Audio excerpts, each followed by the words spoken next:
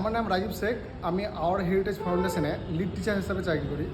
আমি basically Khidirpur Hastings সাইডে যে বিদ্যার তলায় যেসব বাচ্চাগুলো আছে তাদেরকে আমরা পড়াই। এবং আমরা পড়াই কি, যেসব বাচ্চাগুলো কখনো স্কুল যায়নি কিংবা যারা স্কুল গিয়েছে, যারা বেসিক ধারণাটা নেয় তাদেরকে আমরা পড়াশোনা করি। এবং তাদেরকে কি খুঁটিনাটি হাতে নিজে ধরে আমাদেরকে আওয়ার হেরিটেজ ফাউন্ডেশন থেকে এমনভাবে ট্রেনিং দিয়েছে যে ওই ট্রেনিংয়ের মাধ্যমে বাচ্চাদেরকে ভবিষ্যৎ সম্পর্কে, শিক্ষা সম্পর্কে ইত্যাদি সম্পর্কে আমরা তাদেরকে সচেতন করেছি।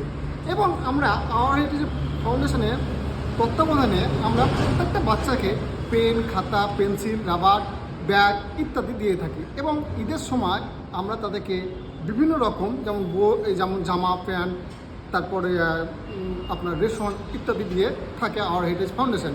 এবং যেসব বাচ্চাগুলো আওয়ার হেরিটেজ ফাউন্ডেশন আমাদের কাছে এখানে পড়াশোনা করে তাদেরকে প্রত্যেককেই আমরা পড়ার শেষে একটা করে খাবারের প্যাকেট দিই।